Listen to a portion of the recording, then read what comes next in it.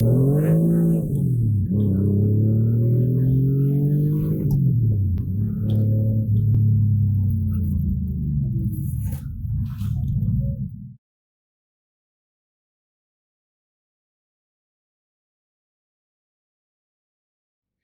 doing?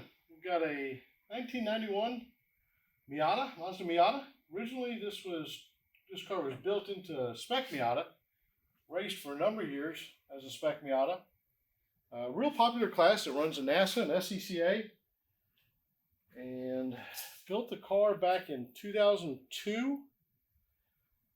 Raced in 2003, 2004 for a number of years after that as well.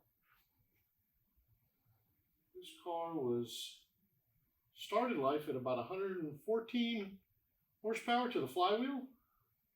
Did quite a bit of bolt-on modifications to it. I'll show you some of them here.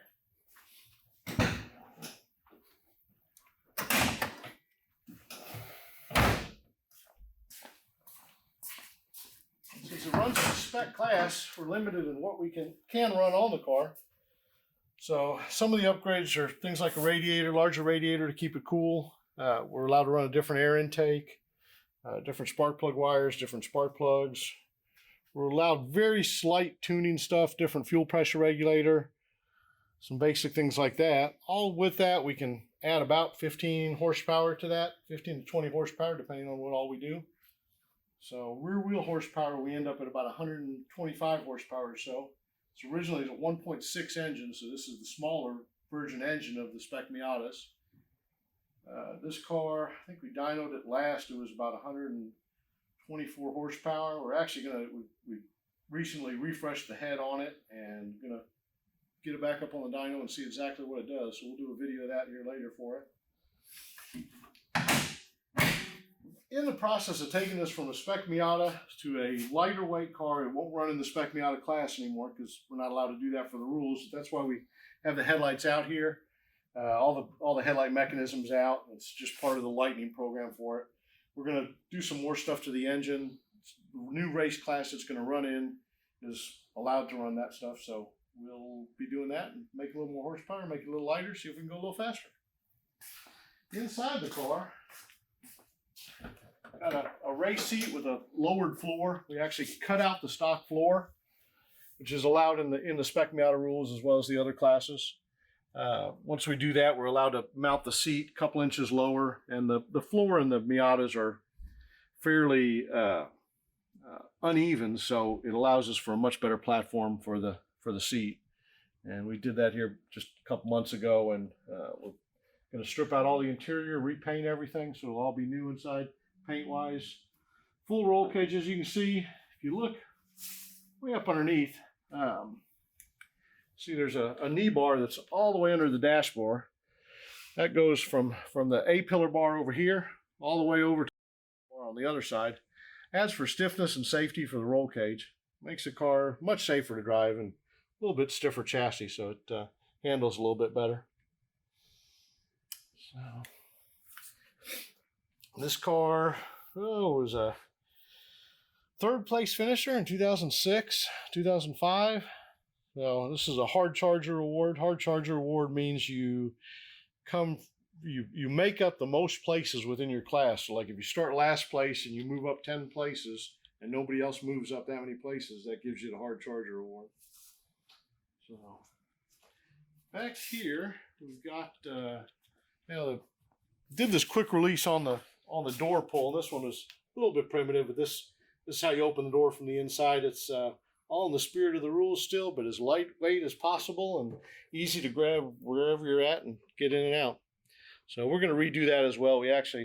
That's how we did it almost 20 years ago, 18 years ago. Now we've got a little better way to do that, so we're going to redo that as well. Kind of resurrecting this old car. So back in the trunk, battery over here on this side behind the cooler.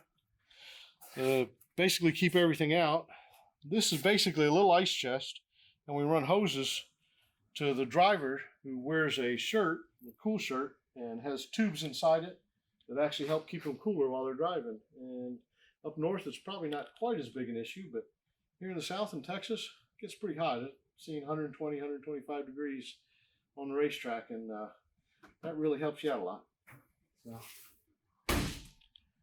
this car does a lot of open track days as well. It has for years. It's kind of been my mule for a little while. I built this car for the original owner and then bought it back from him because it was a good car. He wanted to sell it, and just always liked this car, so it became my personal car for a while. And it's seen a number of other drivers over the years. But we run a passenger seat in it as well, and it's a lightweight aluminum seat. Reason being, on open track days, we're allowed to take passengers with us, so we can take somebody with us and show them what it's like to drive on the racetrack and what it's like to ride in a race car, and give them a little idea of what it is. These are still the spec wheels on the car. We've actually got 2 different wheels, front and rear, right now, but those are coming off and going to get retired or delegated to another car instead. And we're going to go with a little bit bigger, wider wheel on it. So, interestingly enough, when I first built this car, the original owner of it did not have an SCCA race license. So I asked a buddy of mine, and I've got a photo of it over here. That's a good buddy of mine to drive it for him, basically. And he's a pretty good driver.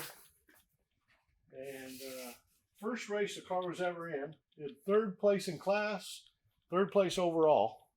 This was up at Texas World Speedway. Gordon was the owner and Haasvogel was the driver. That was best lap during the race was a 2:02.907, Texas Road Speedway, and 2.9 mile course, and that was in 2003, January 10th, 11th, 2003. So some time ago, but that's when the car was still brand new, basically, or at least freshly built. Anyway, we're going to resurrect the car, like I said, make it lighter, make it faster, and we'll do some progress videos of it as we go through it, show the upgrades we're doing and what we're doing to make it faster, make it lighter, and we'll see those in future episodes. Have a great day.